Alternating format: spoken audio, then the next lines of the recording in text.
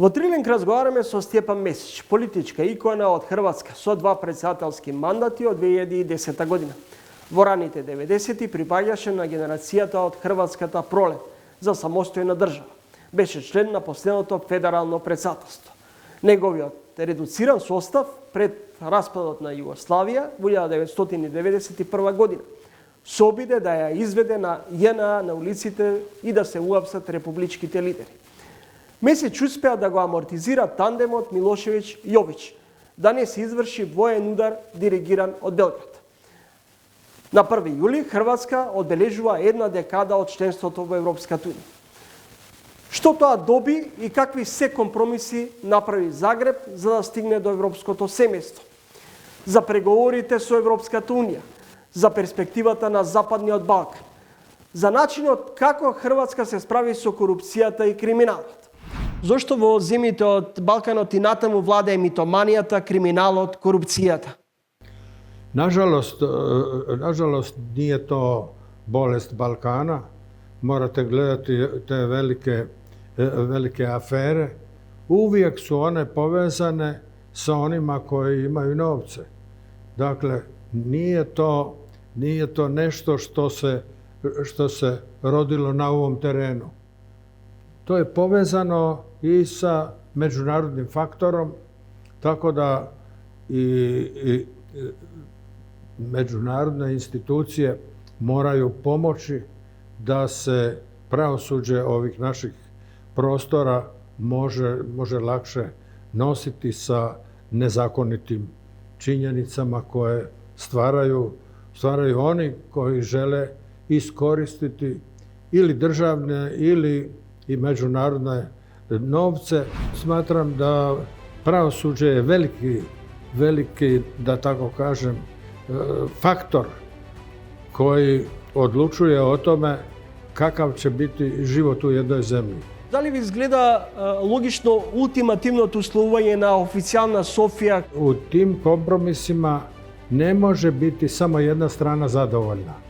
Dakle, u tim kompromisima moraju oba dvije strane biti zadovoljne, tek onda možemo reći da se kompromis isplati.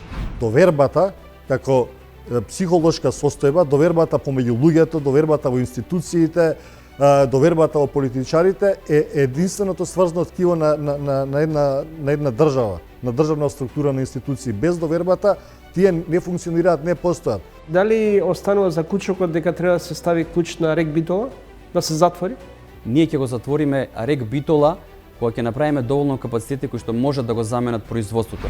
Што доколку реално до крајот на годината не се спроведат, не се внесат бугарите во преамбулата? Ако целиме на есен да стигнеме со уставните измени, не треба да губиме време, макар и тие да не успеат, на крај на краишта барем сме се обиделе. Ова емисија започнуваме со интервју со поранешниот хрватски претседател и премиер Стипе Месич. На 1 јули 2023 пред речиси 10 години, Хрватска стана 28-та членка на Европската унија. Таа е втората земја од Западниот Балкан или од поранешните југословенски републики после Словенија која се приклучи на европското семејство. На какви се компромиси и жртви беше принудена Хрватска за да стигне до Европската унија? Во ова издание на Трилинг разговарам токму со Стипе Месич, поранешен претседател на Хрватска и екс-премиер. Господин Месич, кои беа политичките жртви и компромисните постапки кои официјален Загреб мораше да ги направи за да стигне до европското семејство? Pa mi smo, da bi ušli u Europsku uniju, morali ispuniti određene uvjete, ostvariti standarde i to bi bilo presudno za ulazak u Europsku uniju. Europska unija je jedan milenijski projekt i naš cilj bio da što prije ostvarimo taj ulazak u Evropsku uniju. Nažalost, sada je, što se drugih zemalja Balkana tiče, zaustavljen taj proces, ja ne znam zašto. Господин Месич, Македонија имаше подобра стартна позиција од Хрватска. Каде македонските водства затаија во однос на патот кон НАТО и Европската унија? Pa osobno ja mislim da je jedna velika nepravda prema Makedoniji, jer je ona ostvarila uglavnom sve značajne postavljene zadatke i mislim da je morala već završiti pregovore za ulazak u Evropsku uniju. Ja ne znam zašto je došlo do zastoja u pregovorima u ulasku u Uniju, jer ja sam rekao, Evropska unija je milenijski projekt. Oni koji su ga projektirali, to su bili uistinu lideri koji su znali zašto se Europa mora udružiti, jer samo udružena Europa može biti veliki igrač među današnjim velikim igračima. Pitanje je da li je problem bio u vodstvu Makedonije, jer Makedonija ispunjavala sve potrebne uvjete. Problem je, meni se čini, u Evropskoj uniji, jer Evropska unija je, meni se čini, malo zasićena sa proširivanjem, a oni koji čekaju, oni su zasićeni sa čekanjem. Prema tome, ja smatram, ako bi trebalo ispuniti uvjete da se uđe u Evropsku uniju, onda Evropska unija mora pomoći zemljama koje nisu još ušle u Evropsku uniju da to ostvare što prije. Jer to je evropski i to je svjetski interes. Jer udružena Europa, ona je u tom smislu primjer da jedan kontinent može isključiti rat kao političko sredstvo. A upravo ulazak u Uniju se isključuje rat kao političko sredstvo. Пред 2 години во интервју за порталот МКД ќе речете македонската нација е историски факт. Не ја создал ниту Тито, ниту Коминтерната. Pa Makedonija je činjenica. Ona je činjenica kao što su činjenica i druge evropske zemlje. I u stvari nema ni jednog razloga da Makedonija bude u zastoju.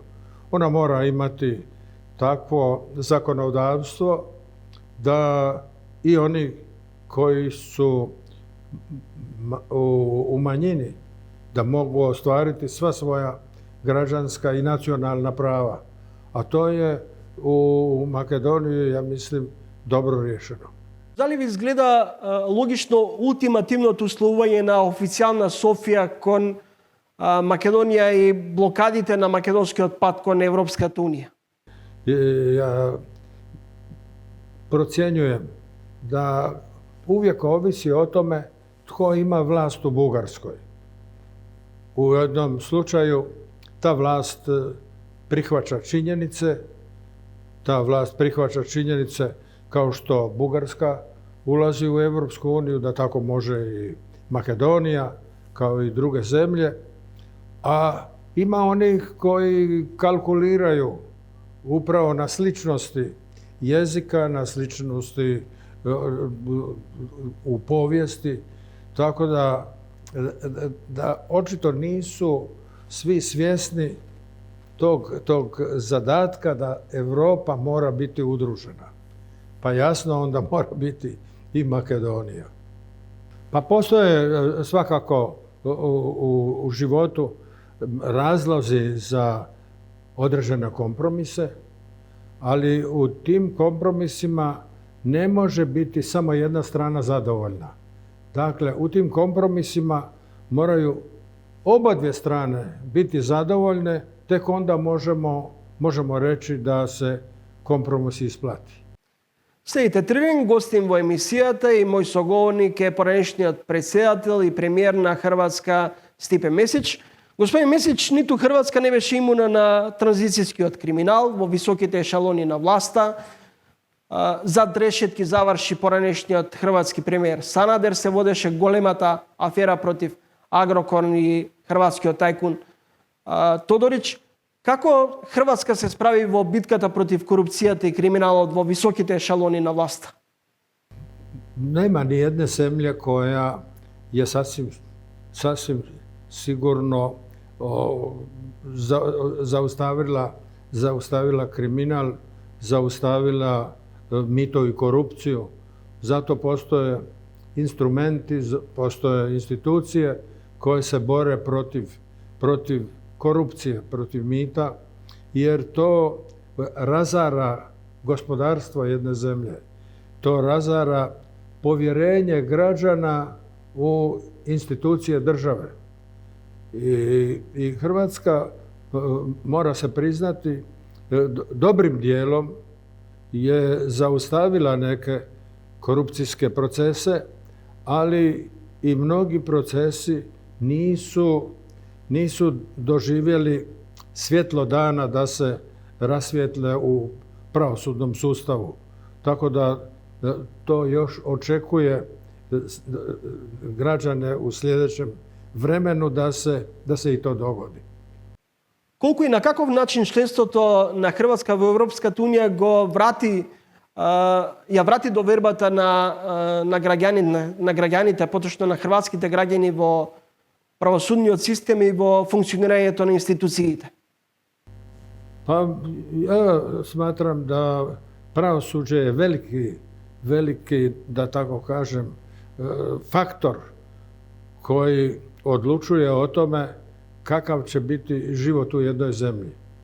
Jer ako pravosuđe djeluje u skladu sa Ustavom, sa zakonima, a ako pravosuđe djeluje na vrijeme da se uočene nepravilnosti riješe u pravosudnom sustavu, onda građani vjeruju u taj sustav. Međutim, ako predugo traju procesi, bez obzira kako oni završili, već se gubi interes za pravosudne odluke. Znate, ako godinama se razvlače neki predmeti za koje građani žele da bude riješeni što prije, onda se gubi u uvjerljivosti. Građani gube strpljenje. Počinje se ne vjerovati pravosuđu ako predmeti predugo traju. Зошто во земјите од Балканот и натаму владее митоманијата, криминалот, корупцијата? Nažalost, nije to bolest Balkana. Morate gledati te velike afere. Uvijek su one povezane sa onima koji imaju novce.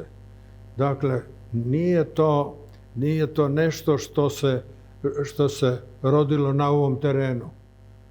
To je povezano i sa međunarodnim faktorom, tako da i međunarodne institucije moraju pomoći da se pravosuđe ovih naših prostora može lakše nositi sa nezakonitim činjenicama koje stvaraju oni koji žele iskoristiti ili državne ili i međunarodne novce za svoje osobne koristi.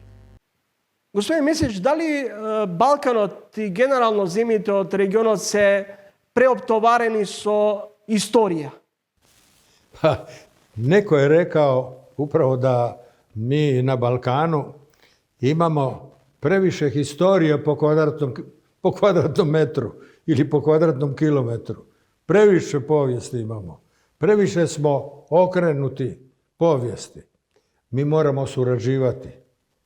Vremena su takva da zemlje bivše Jugoslavije zajedno sa drugima trebamo surađivati. Imamo kompatibilnu privredu i moramo se okrenuti budućnosti. Jer Povijesne stvari mi ne možemo riješiti. One su takve kakve su.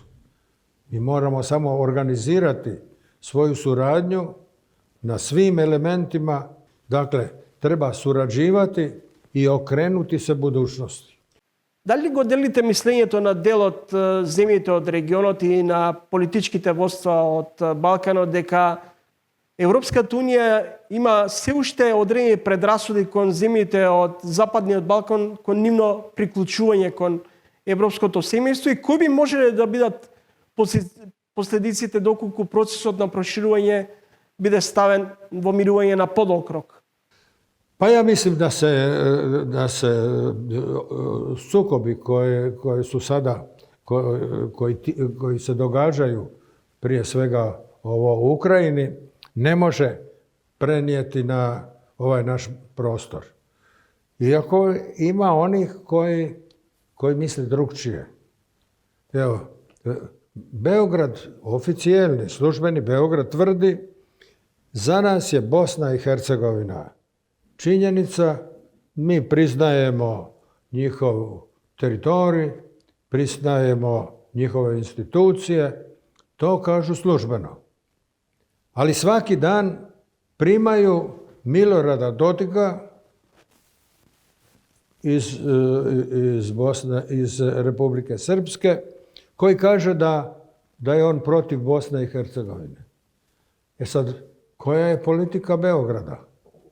Da li je ovo što govore o Miloradu Dodiku ili ono što govore javno da podržavaju institucije Bosne i Hercegovine? Ili službeni Zagreb. Službeni Zagreb kaže isto tako da oni podržavaju opstojnost Bosne i Hercegovine u njenim granicama, priznaju njene institucije, ali zaobilaze Sarajevo, dakle, rješenja traže u Mostaru, a neki u Banja Luci. Dakle, u tom slučaju ja mislim da Evropska unija mora biti malo prisutnija i da ohladi one koji misle da se mogu granice mijenjati na našem prostoru. To mora biti uloga evropskih institucija. Kad bi Europa imala prave lidere? Pravi lidere su bili kad su zamislili evropsko udruživanje.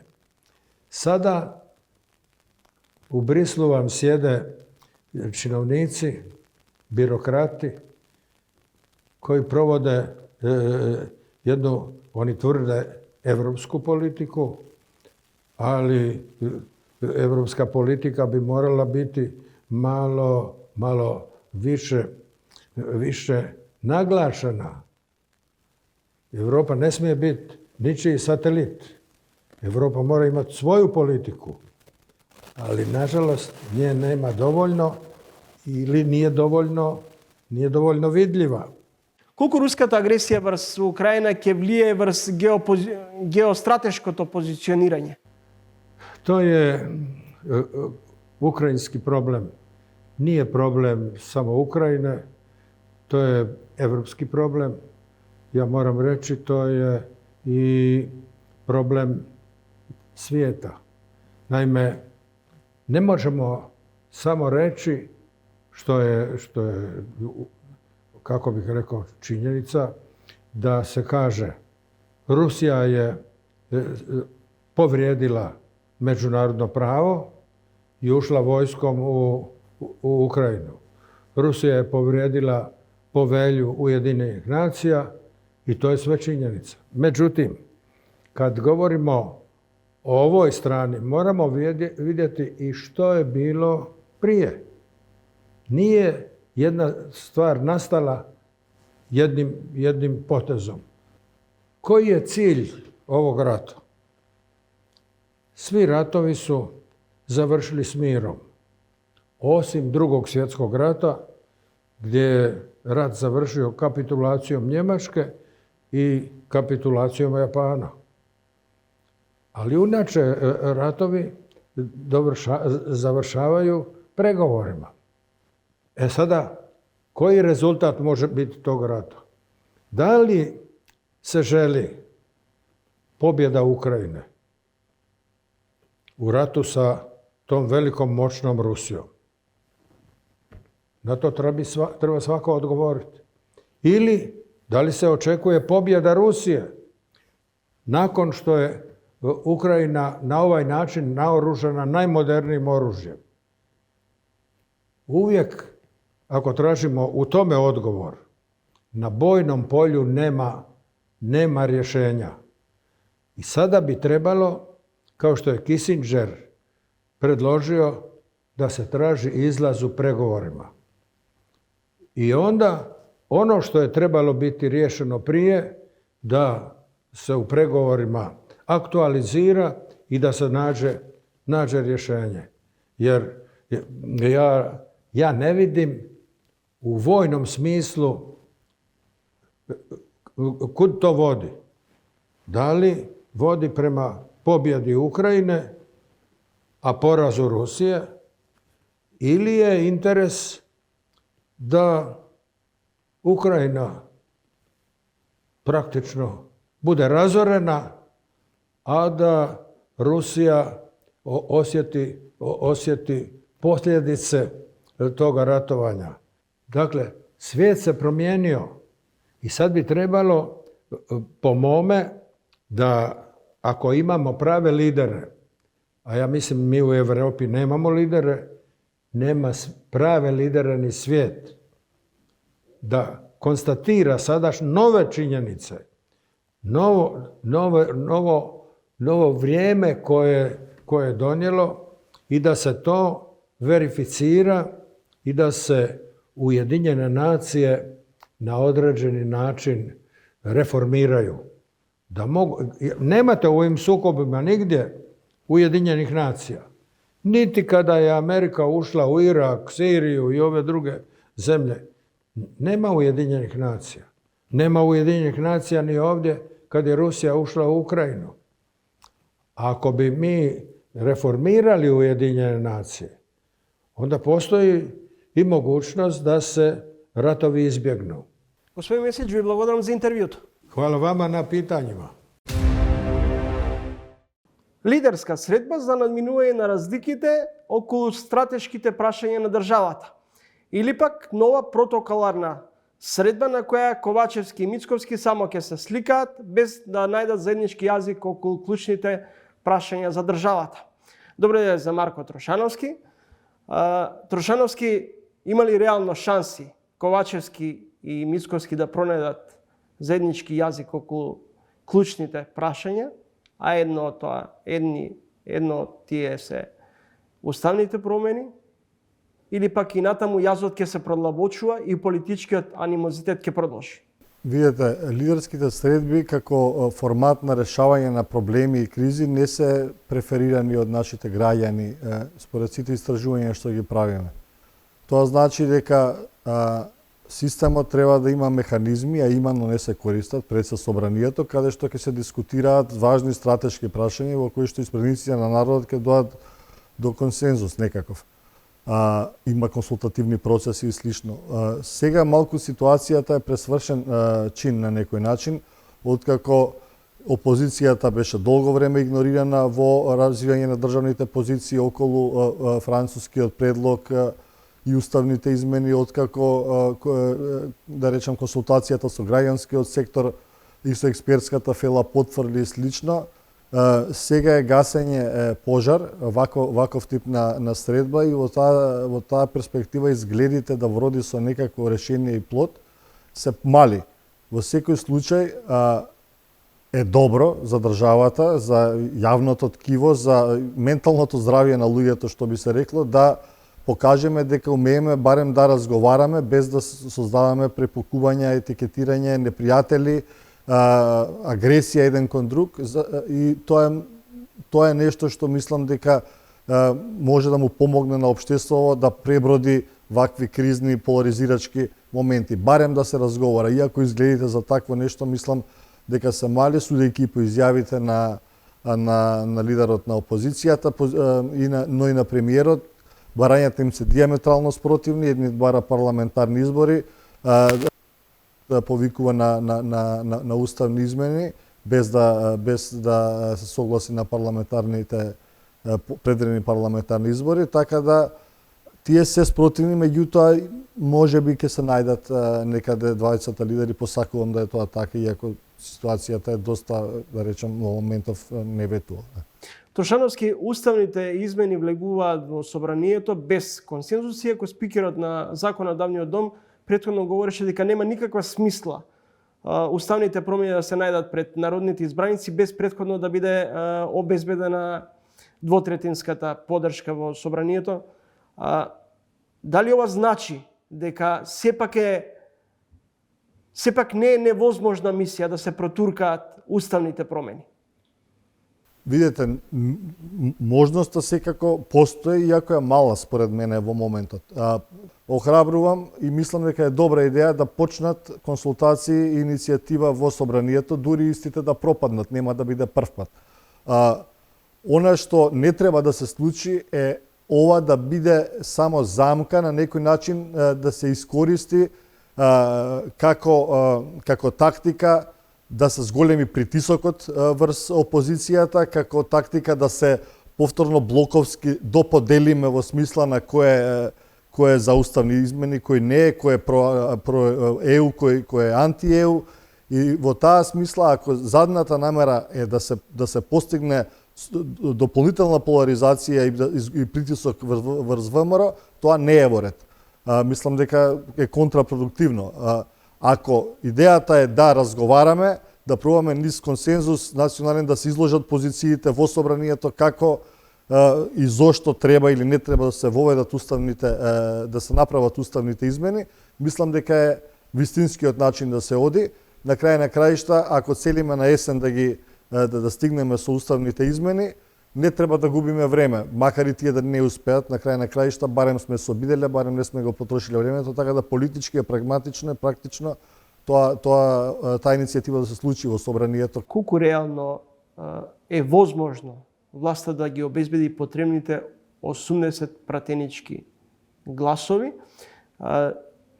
Професорот Спасеновски во минато неделното гостување на тренинг не исклучи можноста дека можеби власта сега повеќе нема да разговара со партиите, туку ќе оди низ директни разговори со поединци од пратеничката група на ВМРО-ДПМН. Тоа е легитимно. Секако дека пратениците на крај краишта да ги представуваат партиите, меѓутоа во собранието секој застапува или настапува пред се сам. Што доколку реално до крајот на годината не се внесат бугарите во преамбулата? Што ако не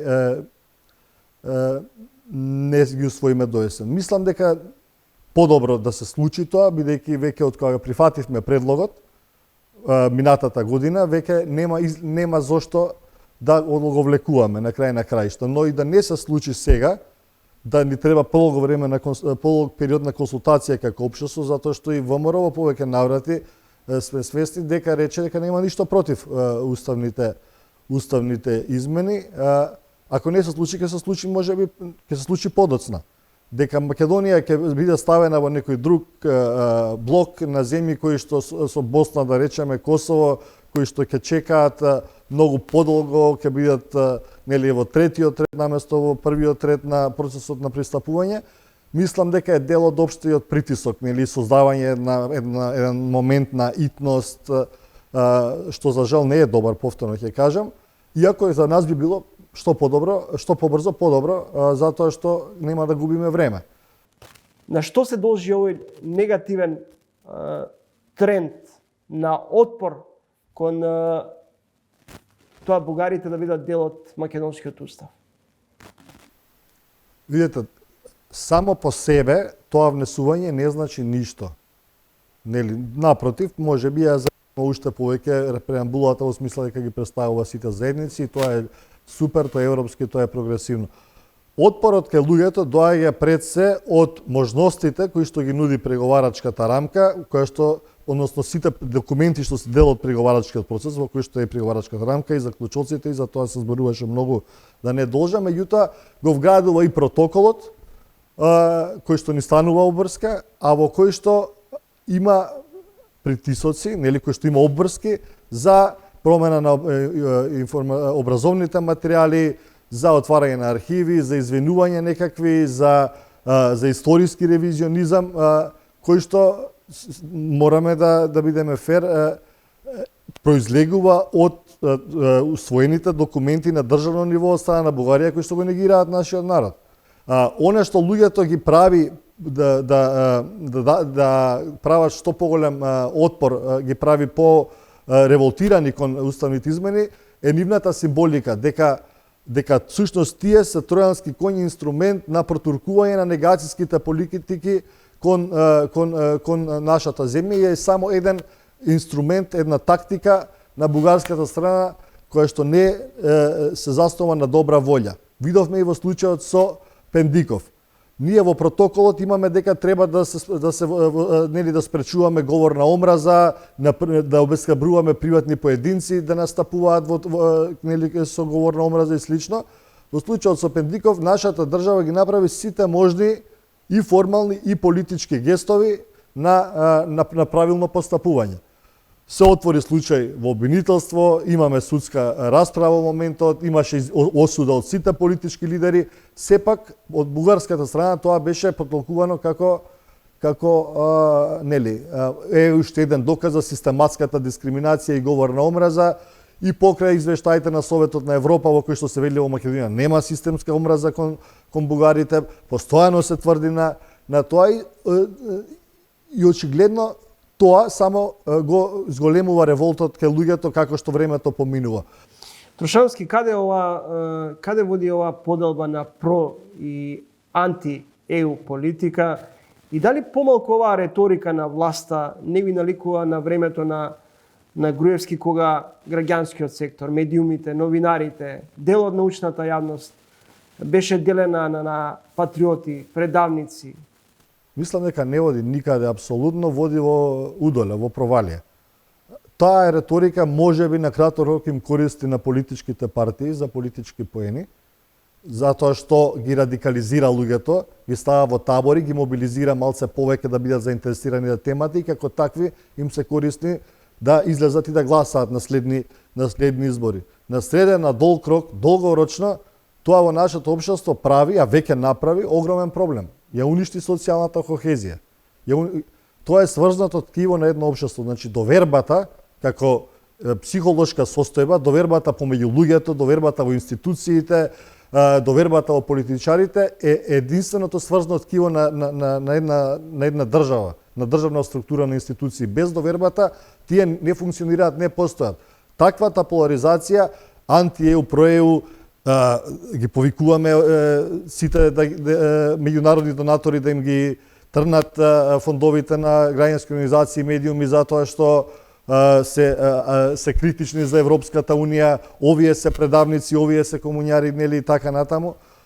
Апсолутно не води никаде. Затоа и рейтингот на партиите е многу низок, затоа и многу малце луѓе се препознаваат во политичките партии, затоа што таа реторика е длабоко во суштина туѓа на човековата природа, која има потреба секогаш да се поврзе во најмала рака со своите сограѓани со кои што дели една заедница, односно ја дели оваа држава. Ние имаме многу ниско ниво на медиумска писменост, луѓе многу лесно подложни на дезинформации и манипулации, кои што секогаш имаат цел да постигнат таков ефект, да ја уништат довербата на луѓето во институциите, со што ги прават државите ранливи.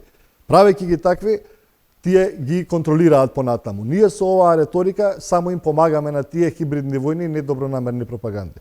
Трошановски, недела излеговте со ново истражување околу перцепцијата на функционалноста на собранието. Според првичните податоци има пат на довербата во институциите и натаму, нефункционално собрание, пат на рейтингот на председателот Пендаровски. Председателот се уште има еден од највисоките рейтинзи споредбено со други, меѓутоа има пат од минатата година, тоа е вистинскиот начин да се кажат нештата, а што се однесува до собранието, и падот на довербата во него, тоа е рефлексија на што се случува со собранието изминативе неколку години. Не само активната блокада сега, туку и изминатиот период. Сведочиме на огромен број на закони кои што чекаат, не се во законска процедура, сведочиме на злоупотреба на европско знаме, од легализација на марихуана преку закон за јазици, па се до овој случај контроверзен на Бехтел Јенка кој што ни се случува во периодот, бојкот на собрански седници, филибастеринг. Во суштина собранието, според истражувањето, е препознаено од граѓаните дека е главната институција која што треба да ги движи демократските процеси. Но праксата и перформансот на најголем дел од пратениците, не сите, е сосема спротивен и токму поради тоа таа доверба е ниска. Следите тренинг гостин во емисијата Марко Трошановски, председател на Институтот за демократија и политиколог. Трошановски критики врз работата на Републичкиот судски совет, но генерално забелешките подолг период се однесуваат на неефикасност на севкупниот правосуден систем, неажурност на судиите, одоголекување на процесите. Председателот на Републичкиот судски совет вели дека неоправдано е тврдењето на холандскиот амбасадор дека судското тело кое разрешува и избира судии е нелегитимно. Колку Републичкиот судски совет има интегритет и колку судиите имаат кредибилитет? Ние како организација, заедно со сите други членки на платформата за борба против корупција, побаравме оставка од членовите на судскиот совет после тоа фијаско и таа гротеска што се случи со разрешувањето. Мотивите за тоа се исто така познати на јавноста. Би рекол дека нешто што се нарекува морална одговорност, а отсуствува кај голем дел од нашите функционери, вклучително и кај дел од судиите, мора да биде императив на делувањето. Затоа и судскиот совет е на дното од оваа листа на доверба за која што зборував претходно од нашето истражување, односно судството и јавното обвинителство не само сега, туку и на години наназад се на самото дно. Ако на самите суди тоа не им е оние што го раководат судството, тоа не им е показател дека нешто не функционира, тогаш нам ни нема спас. Значи, личниот интегритет на оние кои што вршат јавна функција, тоа имаат мисија да работат во интерес на граѓаните на оваа земја. Кога јавноста тоа не го препознава, но не само јавноста, ајде некојаш перцепциите може да бидат изманипулирани, сите индикатори покажуваат дека судството не функционира, во голем дел, особено во доменот на борба против висока корупција. Видовме што се случува со апелационен суд, видовме индициите за политички влијанија во Одделението за организиран криминал во јавното обвинителство и слично. Одговорноста мора да постои. Сега таа како да случи телата што треба да ја бараат таа одговорност, сушност самите покажаа непридржување до највисоките стандарди на добро управување. Прочистување на судството мора да се случи час поскоро според мене. Тоа веќе е многу зборувано. Значи не ветинг во смисла на Албанија која што ќе не блокира затоа што целосно ќе не остави без суди, но реформа во која што некакво тело со интегритет составено од суди препознаени во својата професија, можеби од меѓународни инстанции и така натаму, ќе ги провери предметите по случајен избор на судиите, ќе го истражи имотот на судиите, на обвинителите и така натаму, и тоа прочистување да се случи на таков закон. Впрочем, и сега постојат такви механизми кои што за жал не се употребуваат. Зошто се заобиколуваат? Се заобиколуваат затоа што очигледно дека таа спрега на судство, извршна власт во смисла на тргување со влијанија, корупција, клиентелизам, непотизам и така натаму, премногу долго е градено од сите политички и судски инстанции кај нас, да сега биде лесно разбиена од оние што сакаат да покажат малце интегритет во професијата. Видовте што се случи со обвинителката Ленче Рисовска, гледате што се случува со некои обвинители што сакаа да чепнат во мечкината дупка што се вели, гледаме што се случува со дел од суди кои што сакаат да покажат интегритет. Така да таа реформа мора да се случи на тоа многу мало ткиво, меѓутоа суштинско ткиво на судството кај нас, кое што го прави проблемот и ја заробува оваа трета гранка на власта. Може би прва и најважна, затоа што неказнивоста е всушност извор на сите проблеми во нашето општество. И при крајот на ово издание на Трилинг, освен уставните промени, може би главен јас како прашање кое се создава проблем во домашната јавност е изградбата на коридорот 8 и 10Д, поточно договорот со Американско-турскиот конзорциум. Од голема надеж до сомнеш околу целата постапка со овој договор кој власта вели дека е капитален. Председател Пендаровски стави подпис, но се повеќе се продлабочува незадоволството не само кај и револтот, не само кај политичките опоненти, но и генерално кај граѓаните околу начинот на кој се турка овој проект. Што вие мислите? Што е најспорниот дел? Речиси се е спорно, освен тоа дека италиенка навистина градат квалитетни патишта. Тоа можеме да го видиме во регионот. Меѓутоа, дека тие патишта ги преплативме или ќе ги преплатиме прескапо, и тоа со даночни пари, наши пари, е нешто што навистина ги боли луѓето. Ние одбивме да овој пат, овие патишта кои што се дел од европските коридори, ги финансираме со европски пари. Свесно ги трнавме овие пари да бидат финансирани само од домашен буџет. Зашто? Затоа што ако побараме кофинансирање од европски средства, треба да строиме јавни тендери и набавки.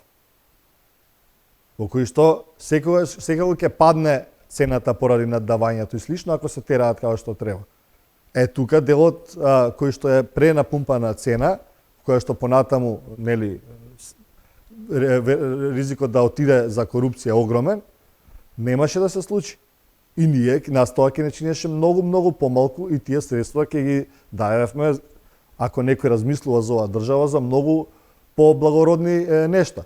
Оправданоста на тој коридор никаде не постои анализа колка е реално финансиската оправданост за толку пари вложени во тој коридор. Ке биде убав, ке биде брз, ке патуваме брзо до Охрид, така натаму, дали воопште тоа ни треба и каков социјекономски развој тој би создал. Такви студии не постојат, ние немаме проекти така натаму. Значи, грешките од тој проект се многу. Уште од самиот почеток, уште од кога се донесе во собранието резолуцијата со која што се отвори пат за лек специјалис, посебен закон за обикнување на јавни набавки со Бехтел Јенка, за кој што патем гласа и ВМРО ДПМН, каде што вели дека Бехтел Јенка нема да биде одговорен за неквалитетната работа спроведена од незините подизведувачи, на пример. И така, и ред други. Значи, од таа фаза, потоа дека имаме проект за кој што немаме проект всушност, немаме план. Од каде се тие проекции на сумата, кога не знаеме што треба да се гради и како треба да се гради. Потоа овие серија на закони кои што произлегува, кои што се дел противуставни, дел кои што задираат и во материјалното наследство, на археолошко наследство на нашата земја, преку тоа што можеше све да се поништи само во интерес на да се изгради побрзо автопатот, скандалите околу експроприацијата на истиот и слично. Така да, патот изградбата ќе вклучи домашни компании, ќе создаде работни места, меѓутоа по која цена тоа ќе се случи и дали тоа што ние требаше го платиме ќе ни донесеше поголема вредност ако користевме јавна набавка на која што повторно можеше Бехтел Јенка да се пријави, меѓутоа која што ќе ни чинеше помалку, можеби ќе донесеше некој поквалитетен изведувач исто така. Значи серијата е долга на проблеми кои што овој проект во суштина ги има. Бехтел Јенка има историја на проекти каде што изведбата чинела многу повеќе од првичната цена и така натаму. Така да од материјален аспект, од аспект на владење на право, од аспект на антикорупцијски добри пракси, потврла. овој на секое ниво. Така да мораше да се има сенс. Не може да се бутка на сила, агресивно би рекол, вака скап, историски најскап проект, додека антикорупцијските механизми на државата се уште работат својата работа. СК уште го разгледува договорот, обвинителството иницираше истрага за која што не знаеме докаде, не се истражија наводите за ангажирање или на надзор, фирмите за надзор и така натаму, што исто беа значителна ставка, ама ние го буткаме бехталиенка. И тоа ке луѓето нормално создава револт и разочарување, нели, и од партнерите и од ветувањата на оваа власт за подобро владење на крај на краишта и самото злоупотребата на европско знаме. Мислам дека поеклатантно не можеше да биде осудена од Европската унија, кон која што патем, нели, целиме да станеме член. Ви благодарам за гостувањето во емисијата. Благодарам.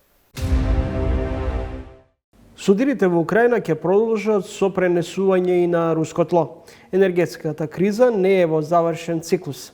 Во Македонија пак продолжува треската по фотоволтаици. Неделава нов македонски енергетски форум. Покрај сончевиот брани, струјата од него, како студен туш, доаѓа предупредувањето од МЕПСО дека неговата мрежа не ќе може да го издржи преземањето и преносот од фотоволтаичната енергија. Неколку недели наназад пак соговорниците во Трилинг предупредуваа дека во државата треба да се следи логиката на диверсификација на енергетските извори. Зошто? Како енергетската зависност може да се амортизира со поголема искористеност на обновливи извори на енергија. Добре да велам за доктор Александар Дединец, енергетски фронтмен во Македонската академија на науки и уметности и еден од авторите на стратегијата за енергетски развој. Господин Дединец, како до енергетска независност? Добар ден, најпрво благодарам за поканата да бидам дел од вашата емисија. До енергетска независност е доколку се реализира стратегијата за енергетика во која што се предвидени голем број на мерки за да дојдеме до. Не можеме да кажеме дека ќе бидеме 100% енергетски независни, затоа што сега енергетската зависност на Македонија некаде 65 до 70% од енергијата ние ја увезуваме. Така да добро би било во иднина да се задржиме или да ја намалиме. Некаде со стратегијата се планира да се намали таа некаде околу 50 до 55% увозната зависност на Македонија, затоа што ние увезуваме и природен газ и нафтени деривати, а дел и од електричната енергија. Така да енергетиката треба да ја гледаме во целост, за да можеме да дојдеме до енергетска независност и да се имплементираат новите технологии. Тоа значи изградба на соларни и ветрени електроцентрали и инвестирање многу во енергетска ефикасност, која што ни е наш домашен ресурс, како и обновливите извори на енергија, и само на тој начин и заедно со електрификација на транспортот и воведување на други технологии, како што е например производство на хидроген во некоја не така блиска иднина, за да дојдеме до намалување на енергетската зависност и сведување во некои нормални граници. Дали во услови на фотоволтаична треска може да се субституира неизвестноста од увозот на струја? Да, може со фотоволтаиците, може да се намали увозната зависност, особено во летниот период. Меѓутоа, исто така, сега со новите технологии може да се направи тоа и во зимскиот период. И затоа велам дека изградбата на Чебрен е доста важна, затоа што таа е всушност резерва за електрична енергија, која што резерва може да се користи во подолг временски период, за разлика од батериите, кои што исто така се добро решение. Меѓутоа, користењето на електричната енергија и складирањето во батерии има одредена трајност, значи не може да се чува таа сезона или подолго од една сезона или од една недела и така натаму, така да батериите се за некое побрзо балансирање на системот и трошење на таа енергија. Пример, во текот на денот имате поголемо производство на електрична енергија од фотонапонски електроцентрали, ја складирате помала е побарувачката, ја складирате во батерии и на тој начин може да се искористи во текот на вечерта таа енергија, а за разлика, например, Чебрен, може таа енергија преку водата, значи кога има вишок на енергија, се уклучуваат пумпи, ја испомпуваат, ја качуваат водата повторно горе во браната и може да стои тамо, може да стои една сезона, една година и така натаму, и кога имаме недостаток да се користи таа енергија за производство на електрична енергија. Неодамна МЕПСО предупреди дека не ќе може да го преземе и дистрибуира овој тип на струја. Зошто? Да, согласно сегашните капацитети, ние како држава сме среќни затоа што имаме доста електроцентрали, хидроелектроцентрали кои што се со акумулации и тоа ни овозможува одредено чување на водата да можеме да ја користиме кога ни е потребна. И сега тој капацитет не можеме до бесконечно да го искористуваме. Според најновата пресметка која што ја направи МЕПСО, може некаде околу 1300 до 1500 мегавати да влезат во системот без дополнителни, ајде да кажам, инвестирања во капацитети. Меѓутоа, ако сакаме повеќе од тоа и ако сакаме дополнително да ја намалиме увозната зависност, мораме да го изградиме Чебрен, мораме да ставиме батерии за да можеме да го контролираме системот. Значи да се обезбедат резерви за контролирање на системот, за балансирање на самиот систем. Македонија е енергетски зависна држава. Колку фирмите, компаниите што ја дистрибуираат струјата, увезуваат јаглен и газ, директно ги на некој начин ги саботираат напорите за инвестиции во обновливи извори на енергија? Па не би рекол дека фирмиве со увозот на јаглен ги саботираат инвестициите во енергетиката, затоа што видовме во претходната година што се случи, колку многу се инвестираше во енергетски капацитети, особено во фотонапонски електроцентрали. Според појатоците од регулатора, некаде 100 до 150 нови капацитети на обновливи извори треба да влезат, односно 100 веќе до заклучно со 31.12.2022 година произведуваат. Голем број имаат извадено лиценци и оваа година до крајот на годината се очекува овој капацитет да достигне некаде можеби до 350 мегавати, зависно од динамиката како ќе се реализираат проектите. Меѓутоа се прилично инвестира во обновливи извори и голем број од компаниите всушност кои што се индустриските поврзани со индустријата инвестираат во капацитети за производство за задоволување пред се на своите потреби, а вишоците ги продаваат. Државата успеа на некој начин да најде или да обезбеди 2 милиарди евра за изградба на автопатишто, но не може да смогне сили и да обезбеди средства за Чебрен кој ориентационално би чинел помеѓу 700 и 850 милиони евра. Ако зборуваме во делот на стратешки проекти, треба да правиме дистинкција помеѓу Чебрен и проектот за кој што вие го спомнете од 2 милиарди, затоа што тендерот кога е објавен за Чебрен е пред објавување на Законот за стратешки инвестиции по кој се прогласени овие проекти за кои што зборувате вие за стратешки проекти. Меѓутоа, приказната со Чебрен е малце подолга приказна и овде пред се проблемот беше со исплатливоста на овој проект. Како се менуваат цените на електричната енергија на берзите, така се менуваше и исплатливоста на овој проект, дали ќе се реализира или нема да се реализира, и затоа во одреден период беше и стагнација во објавување на нови повици за изградба на Чебрен, токму поради тоа што цената на берзите беше 40-50 евра по мегават час, цена при која што Чебрен не исплатлив како таков проект за изградба. Меѓутоа, новите состојби кои што се случија го прават овој проект повторно атрактивен, затоа што цените сега на електричната енергија се прилично зголемија. Дополнително ни треба, реков, ваков капацитет за балансирање на системот. Балансната енергија е многу поскапа од енергијата која што се продава на пазар и согласно на тоа, значи Чебрен е повторно во игра како проект. Не само Чебрен, туку во регионот се разгледуваат и други можности за вакви типови на пумпно акумулациони хидроелектрани. Веројатно зашеметени од фотоволтаичната еуфорија, како да заборавивме на капиталните инвестиции како хидроцентрали, гасоводи. Изградбата на гасоводите, пример, ќе ни помогне исто така во изградба на одредени капацитети за производство на електрична енергија од природен газ, кои што електрани ќе ни помогнат исто така во балансирање на системот. Кога зборам за балансирање на системот, пред се мислам кога немаме производство доволно од соларни и ветерни електроцентрали, овде се гасните електрани, хидроелектраните кои што ќе овозможат да имаме сигурно снабдување со електрична енергија. Така да паралелно мора да се работи на сите полиња, не само да се градат обновливи извори, туку мора обновливите извори да бидат пропратени заедно со изградба на Чебрен, заедно со изградба на батериски системи, заедно со изградба на овој гасовод за кој што зборуваме. Кога се соочувавме со енергетската криза, речиси сите беа ваши колеги со идентичен став дека ова што денес ни се случува е резултат што 3 децени не сме инвестирале во енергетските капацитети. Може ли сега да ни се случи реприза на евентуална нова енергетска криза? Денеме дури американската амбасадорка Чинам Агер предупреди ќе дојде нова зима, што ќе правиме? Видете, ние имаме еден хроничен проблем. Тој хроничен проблем изгледа ќе се излечиме од него, а тоа е да учиме од нашите грешки, но и од грешките од другите во регионот. Тоа значи дека ако не сме инвестирале 30 години, тоа е точно дека многу малце е инвестирано во последните години, овие 30 години за кои што зборуваме, во нови енергетски капацитети, и тука има неколку причини.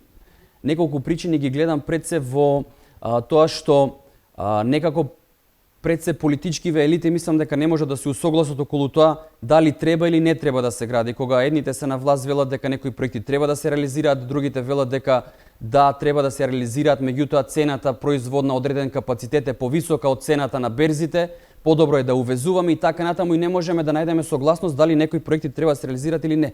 Професор Дединец, дали останува заклучокот дека треба да се стави клуч на рек Битола, да се затвори? Видете, значи, кога зборуваме за рек Битола, не е едноставно само да кажеме да го затвориме рек Битола. Значи, тука има голем број на фактори кои што влијаат во однос на тоа дали ќе се затвори или нема да се затвори. Тоа е напишано во стратегијата.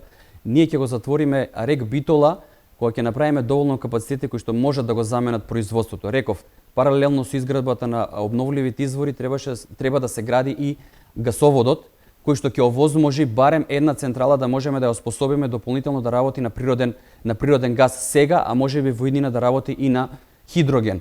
Само на тој начин ние можеме да го субституираме производството од Битола. Не е идејата само да го затвориме како што се презентира тоа, да го затвориме Битола. Не. Идејата е производството кое што моментално произведува Битола да може да се субституира со некои други извори на енергија. На крајот, господин Дединец, ако тешко се обезбедува газ за ТЕЦ Неготино, за рек Битола, се поставува прашањето каков енергетски менеджмент имаме, кога речиси секоја зима кубуриме со недостиг на јаглен, мазут, газ. Реков, тоа е идејата да можеме не само во текот на летниот период кога ќе произведуваат овие фотонапонски, да можеме да ги користиме одредени капацитети во текот на зимата. Чисто ќе кажам пример, значи можеме со изграда на повеќе ветерни и соларни електроцентрали, мај, јуни, летните месеци па и септември, да не трошиме вода од хидроелектраните како што трошиме сега, таа вода да ја чуваме и да ја користиме во текот на зимскиот период. Тоа е едно од решенијата.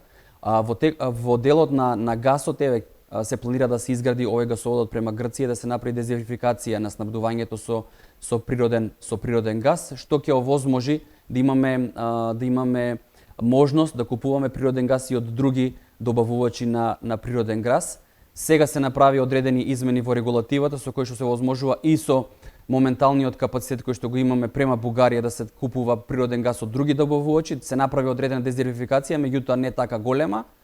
Така да тоа ќе ни овозможи да имаме сигурност и да обезбедиме, реков, во некоја блиска иднина да можат дали Неготино, дали дел од Битола да се пренаменат на природен газ и да можат да обезбедат и во зимските услови да го немаме проблемот кој што го имаме сега. Но кога зборуваме за природниот газ, мора да кажеме дека и тоа е увозно гориво, така да мора да бидеме внимателни колку ние ќе сакаме да се субституираме од производство на електрична енергија од природен газ. Значи мора да направиме баланс, реков, мораме да ја намалиме увозната зависност и да ја сведиме на некаде 50%, па и да ја намалиме и под 50%, за да можеме да кажеме дека имаме добра и сигурно снабдување со енергија во Македонија.